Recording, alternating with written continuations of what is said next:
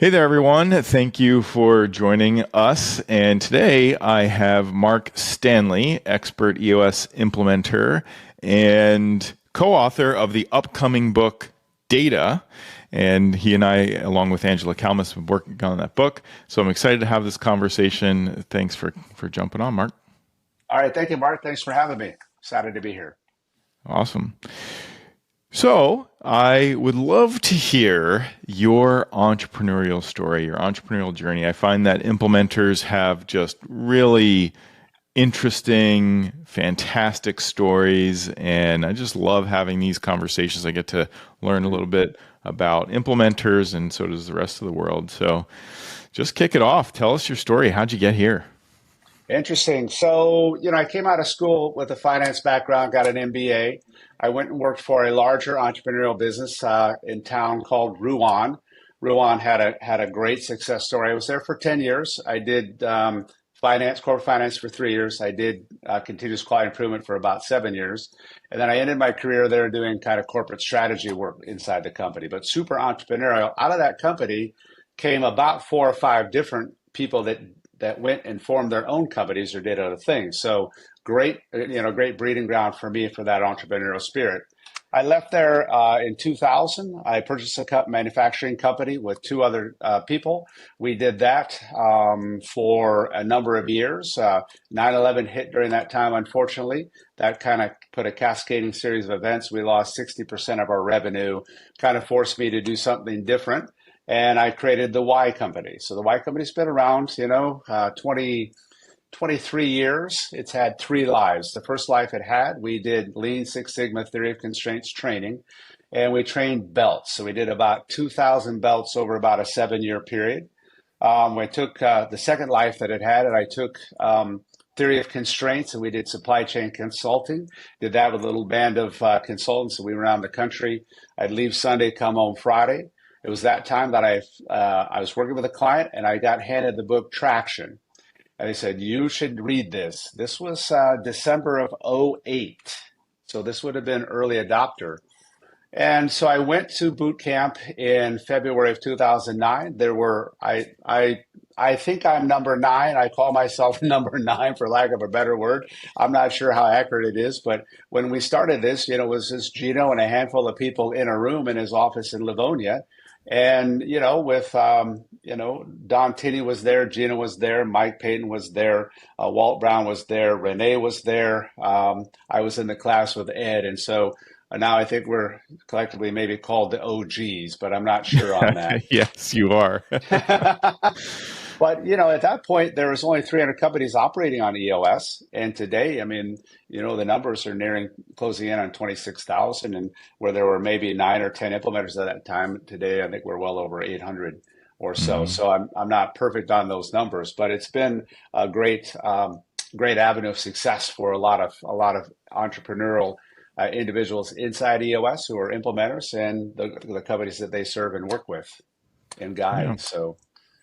And along the way, when I've had Y Company along, the way for 20 years. In addition to that, the manufacturing company I had, I purchased another steel distribution company along the way that I had for about 6 years, and then I had a home building business for about 4 years. And so I wound all of that up in 2015 and started EOS in 2016 full time.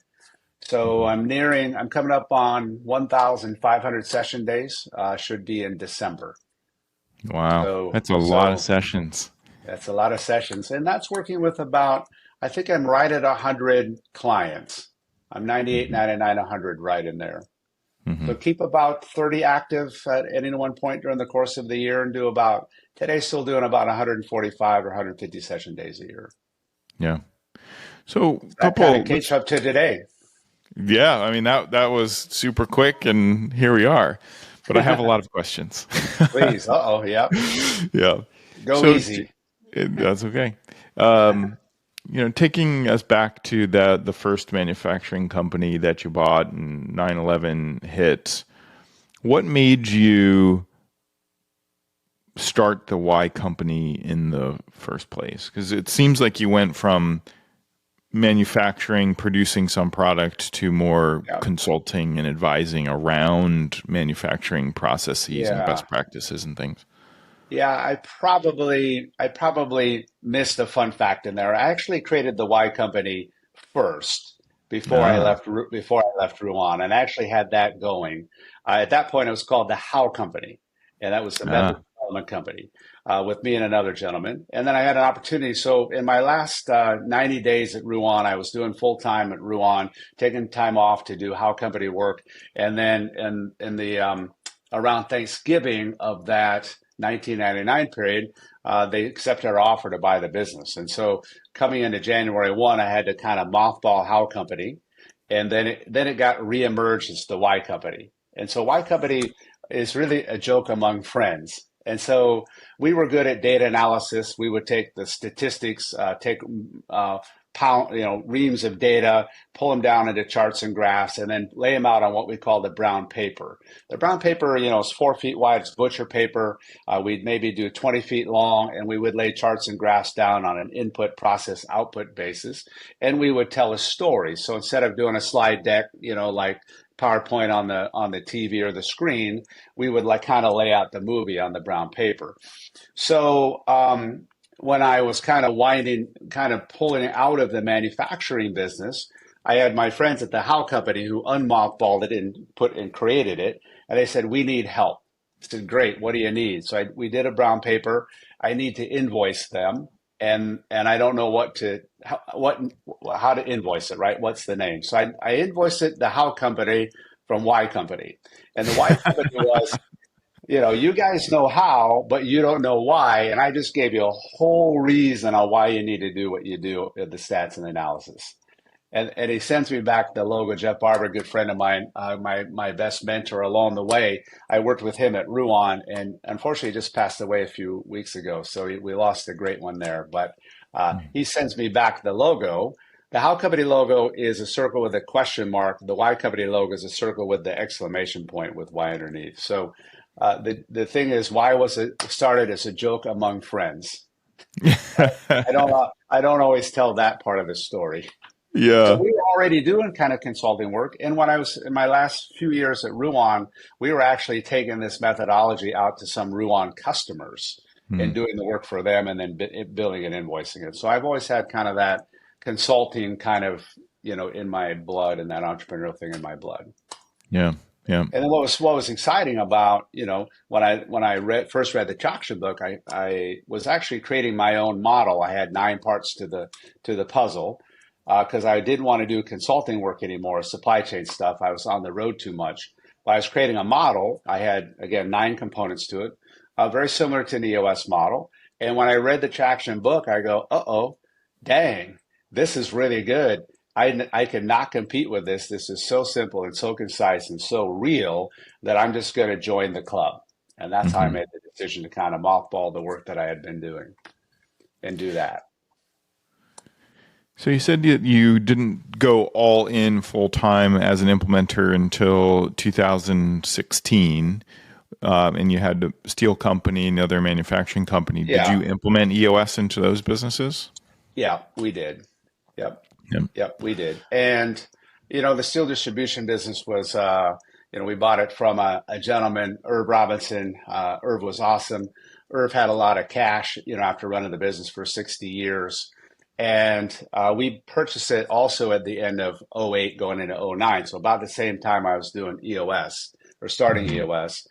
And at that point, we bought all of the steel from Irv's inventory for $1.4 million on the last day of '08 at the exact time the steel prices were highest in steel history. And by July 1 of '09, they were the lowest in steel history. And we lost 600,000 in working capital over a 6-month period. That was Ouch. a fun ride. And then I got a real lesson on commodities from Don't there. trade in So them.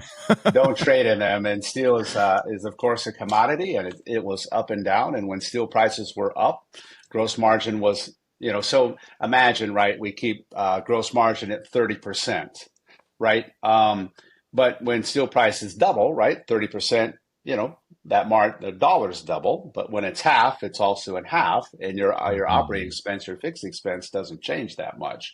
So we had trucks, drivers, and people working. It was a small shop, but I don't know if you recall as well what's happening during that period of time. 08, 09 would be what I would think of as either the lesser depression or the greater recession. Mm-hmm. And so not only, so we purchased the business that was 6 million revenue and we had 10% EBITDA, so 600,000 EBITDA, pretty good business. But at that point, our revenue dropped for steel prices being down, and also the market dropped to 3 million, and our margin went from 30% down to 18%. So we were taking it really hard on the chin in 09.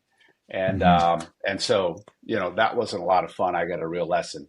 EOS helped us in all reality, but EOS is going to do nothing for you in that kind of market volatility. Right. I mean, it does get your energy together, and we were doing rocks, and we had the VTO, and we had the scorecard. The scorecard just showing up red. We dropped as much we dropped as much operating expense as we could, but we still have to put trucks on the road and put steel on the trucks and deliver steel to the client because that was our value proposition, and we just had to kind of suck it up during that point in time. But we got through that period of time. And then over those next few years, I had it up until about 2016. I had a business partner die during that time and some change in leadership and ownership. And I ended up with 100% of the business, where at one point I was only 25%. And then I lost my passion for it. So I sold it off and decided to exit. I wouldn't say on the upside of that business, but it's in the rearview mirror. But my first love is actually working with other entrepreneurial leaders and helping them with get where they want to go. I find I'm better at that than really running my own shop. Less risk, less sleepless nights. Well, I always say there's so much freedom in being an implementer where you work with your clients, you have a huge impact on the way they're operating, their energy, and they're really excited. And then you leave that session room with no to-dos, free as a bird. I mean, there's really nothing better than that. Not much anyway. If I do get any to-dos, which is rare, I have that wrapped up before we do next steps conclude. I said, I'm going to take care of this right now. We're done. So I'm not walking out of this room with a to-do. But, I mean, the impact, if you look back, I have a little plaque on my wall in my studio for every one of the customers or clients I've worked with. And one day I should admit this, but I was a little bored in an issue solving session with an issue that was kind of droning on. And I decided to count the plaques, and I counted the last known revenue of where I was when I knew them. And I've got a pretty good idea of where that was, over 95 plaques or 98 plaques. And then what the head count would be on that. And I think that, I ended up with about 16 billion, give or take a billion, of folks on the board, and 15 or 16,000 people, that have an impact just directly for the things that I've worked with, and, I felt, a certain amount of reward in that, okay, we are making a difference, and not just on a one by one, but when you aggregate it, it's been pretty impactful. For sure. That fills my cup. So I don't know it today if I could do anything else other than be an EOS implementer. I don't have a desire to do anything else. It's my passion, and I love what I do. I'm in my unique ability every day. So people ask me how long am I going to keep doing it. I'm like, till I can't. Right. I mean, it's really a life sentence. Ultimately, it is. Yeah. As long as I feel like I can continue to add value, I want to do it as long as I can. Yeah. So you entered into the implementer community an interesting point in time, and I'm curious if you were present in the switch from the previous model of EOS to the membership model. So I'll lay out the story, and you can tell me if you came in after that, before that, you experienced what I'm about to say. Mm-hmm. So I believe it was June or the end of 2008, June 2009, Gino Wickman, who's our founder, along with John Tinney, our co-founder, they just said, hey, things aren't going well. We're going to give this till June. And if it doesn't turn around, we're going to shut it down. Yep. So they didn't know what to do. And Gino went off to a Starbucks that he's apt to do. And he reads two books, the Tribes by Seth Godin and Starfish and the Spider, and lays out what he believes is the new abundance-minded, abundance-based approach to the implementer community. Because before then, it was 15% of revenue. Everybody had 20%. And he was like, hey, 20% of zero is zero. And the way he tells it is that he was about to give the scariest pitch of his life, that we're going to go to a monthly fee, and there's just going to be a flat monthly fee to be an implementer, no percentage of revenue, and you've got to take care of your own brand, your own things, and you're going to pay for a quarterly collaborative exchange, and we're going to get together once a quarter. And so he's like, hey, I did the pitch, and the people who were not making it left almost immediately because they had to now pay something per month without any revenue. And the people who were making money were like, this is the best day ever. And Mike Payton said, hey, I think you just bought me a new car, because, he didn't have to pay Gino $60,000 a year anymore. Yeah. Yeah. So did you experience that? Were you there when he gave that talk? I was in there during that switch. I didn't know the backstory about the Starbucks time and the two books and scariest time, he's going to pitch this. And, originally I was an underperformer in that, coming out of boot camp, which was not called that at that point, but in February, and I was a slow starter. I had my training business with Lean and Six Sigma, and I was going to try to get this started. So I'm doing the math and I'm like, I think when I get this thing going, I think this is a far better deal at like the $195 a month versus the 20%. But originally this kind of threw me off a little bit because I wasn't paying the 20, I had zero revenue and I wasn't paying the 20% of zero was zero. At that point, we didn't pay for boot camp either. So boot camp was free. And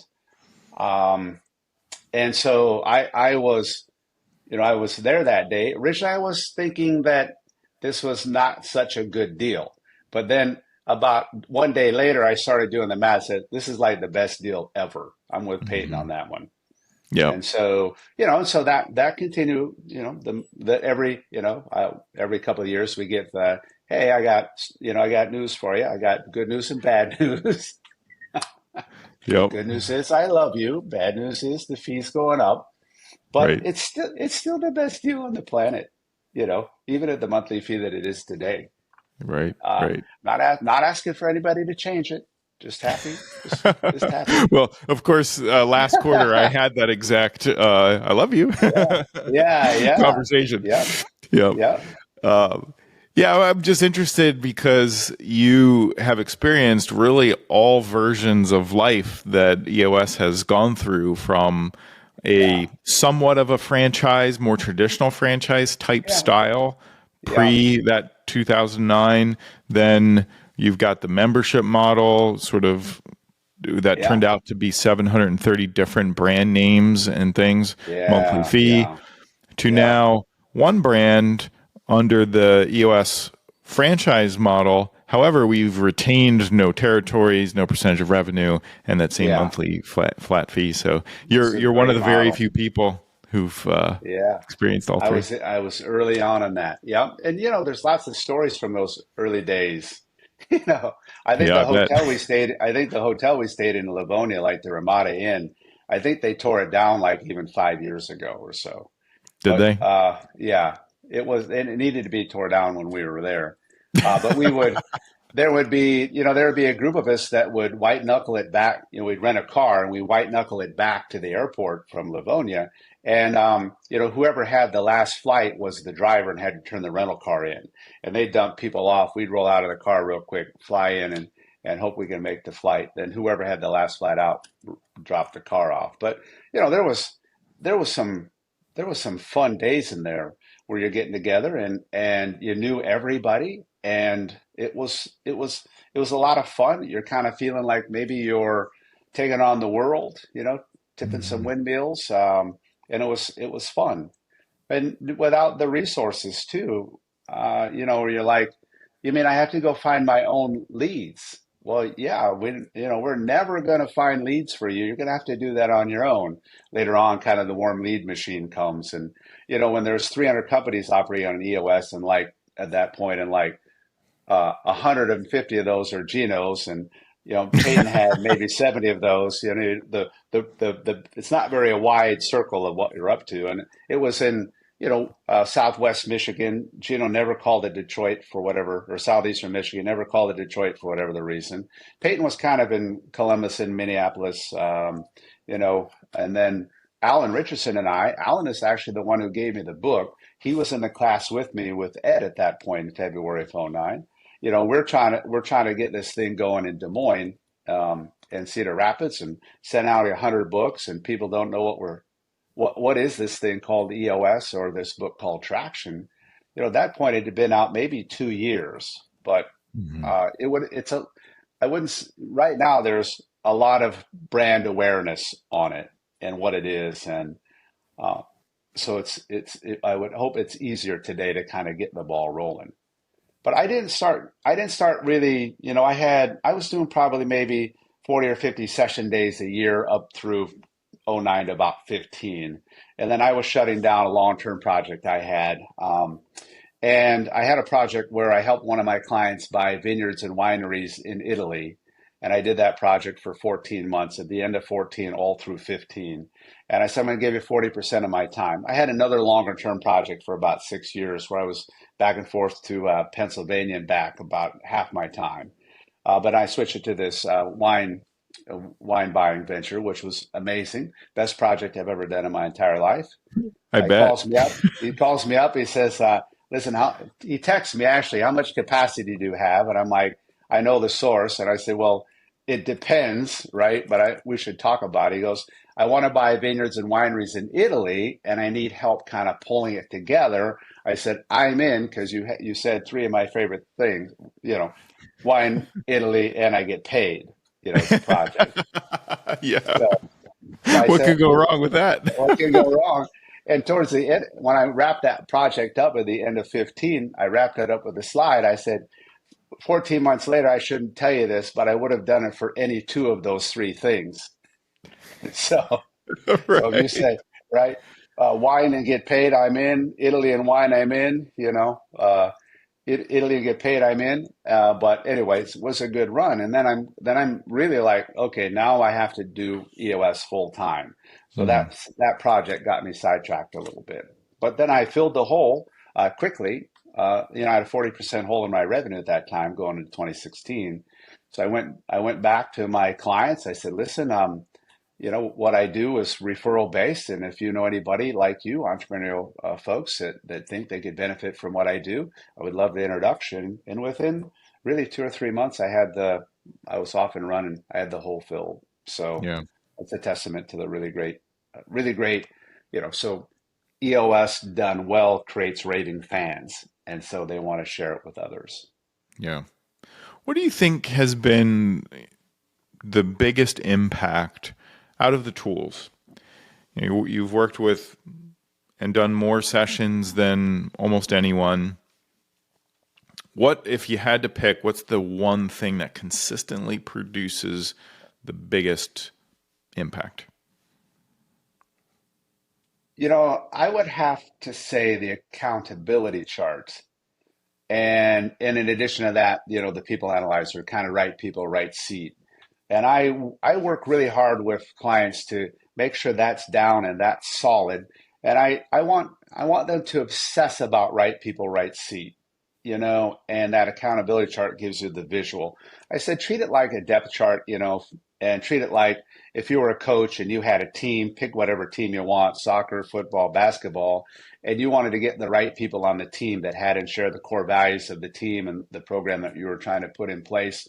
And then you wanted to work them right, right? So you wanted to get the right people in the right seats, and then you can work succession plan, like, okay, if this person exits the business, who's my next up in there? And you can look at it and say, all right, 3 years from today, if I do an accountability chart 3 years from today, where are the open seats? And then how do I help people, see that there's a future and there's maybe a succession into those, or see where the holes are. But it really and then use your intuition about, if there's drama around somebody, there's probably a core values that's not fitting well. If somebody's not performing well in the seat, they're maybe not getting it, wanting it, have capacity. And so I think probably pound for pound, the accountability chart is probably the tool that probably has the most impact on an organization. I could Hmm. make an argument that all of the five foundational tools kind of do on their own way. But I Sure. think pound for pound, I think it's the accountability chart. Awesome. Yep. So, just to get into the book that we wrote together, Data, going from Excited about that. uncertainty to unstoppable. Yeah. What what makes you really passionate about that topic, and what do you hope people get when they read the book, which is coming out in April of 25? People will be Yeah. able to get their hands on that one. What are you most excited about? What's the impact that you're like, hey, if we do this, it's a win? Yeah. So if you look at my strengths finders, I'm a strategy analyst by nature. And so, coming out of Lean and Six Sigma theory of constraints, I was most drawn to the two components of the model, the data and the process component. And both, I thought data was a little bit underpowered. Have a scorecard as a discipline everyone has and knows their number for the measurable, and then eight cash flow drivers isn't really in the data component, per se, right? It's not a. I imagine if it were a third discipline, it might be in there. So, and I think there's, if you work with entrepreneurial folks, myself included, who've had business along the way, you know, uh, you're never certain, right, about, you know, is this working? And part of that data analytics is I'm looking for correlations. Hey, if we do this, will we get that, right? If we impact X, will we get the Y factor that we're looking for? And I think, clearly, if you just take scorecard, you say, I'm taking the 12 to 15 measures on the input side of the business that are driving the business, and those are X factors for me. And I could say that I can look at it over 13 week, and then part of that statistical stuff, if you will, that I had from the past leads you to a prediction.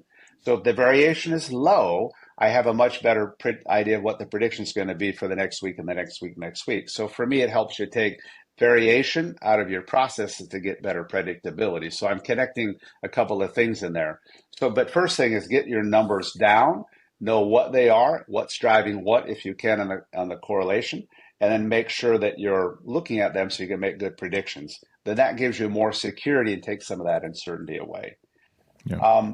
And the second part of that is if we can get everybody on the accountability chart back to the tool, what I tend to do is say, here's the title for the seat, here's the roles and responsibilities. Then can we get one, two, and no more than three measures for that seat to know that that person's successful? Hmm. So as you work with, high performing teams, the best teams that want to be great um, want to use EOS, and that measurable helps the high performers know how they're performing. It gives them feedback. And so high performers love to know how they're doing.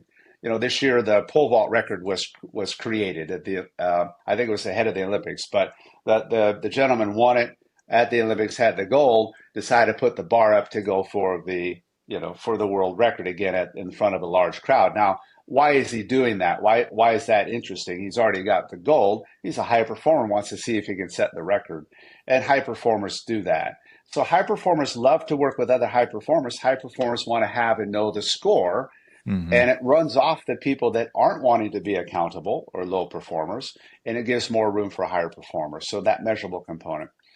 Then the eight cash flow drivers. I haven't known an owner of a business or a leadership team that had a business that didn't worry at some point about cash, right, and how to Right. generate more of it. So whether they're growing too fast and cash is becoming tight because, of course, growth takes cash, or like we were in the steel industry, we were fighting for cash when our gross margin sunk because the price of steel went down, Hmm. right? And so now we're fighting on the other side of it, saying, what do we do? So cash is oxygen for the business.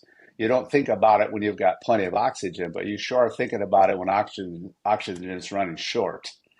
And so what I'm excited about the data book is we're taking that scorecard and really taking what was written in the traction book, that was maybe 10 to 12 pages and blowing it out to 187 pages around scorecard, around everybody has and knows the number measurable, which has been a little bit nebulous. I think Yeah. that body of work hasn't been, really gone deep on.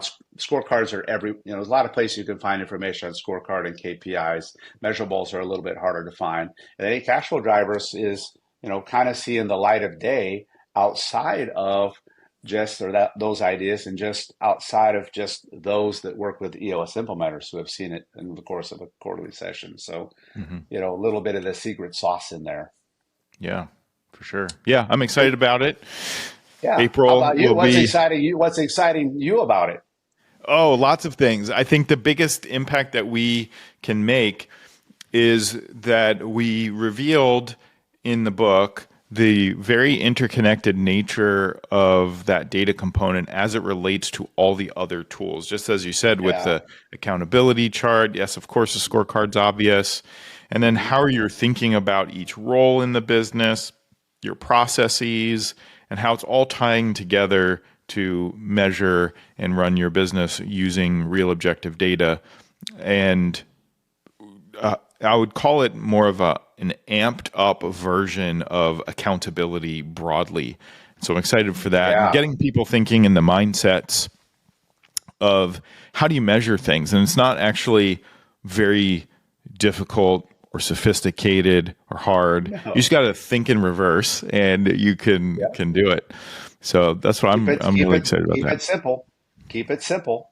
Yeah. And I think I feel pretty good that I think we've done a really extraordinary job of keeping it simple in the book and Hmm. giving some really practical tools and things to think about, reflective questions after each chapter, little tool section on the back to kind of help you, Yeah. or tools and techniques and templates that kind of help you get the brain going and thinking about it.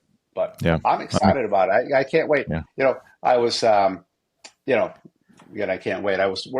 As you know, I'm working on the outline for the presentation. I'm a little Hmm. behind, and so even going through that this morning and talking and kind of doing the setup for it about, uncertainty and how you feel about that as an entrepreneur. Maybe you started a business from scratch, or maybe you purchased a business and now you have this, as I have a couple of times, like, oh crap moments where you're like, Right. now I got to figure out what to do, Right. and take it on from somebody else. And that level of, it's an anxiousness, but there's an uncertainty. And, there's lots of, do I have this right? Am I making good decisions? And so, and then also, along the way, when the business starts to hit the ceilings and there's that gnawing at your gut where the thing is running successfully, but there's something gnawing at you, like Hmm. there's just something off and I can't put a finger on it. And then how data can help you kind of work through that. Yeah. So I'm excited to get it into the world. Yes. And then you just hope the rest of the world thinks your baby is cute Yeah, enough. let's hope so. Yeah, Yeah. I would. It would be. Yeah, I'm super excited about it. Again, I Yeah. think it's probably one of the more and one of the more underdeveloped kind of areas of the EOS model.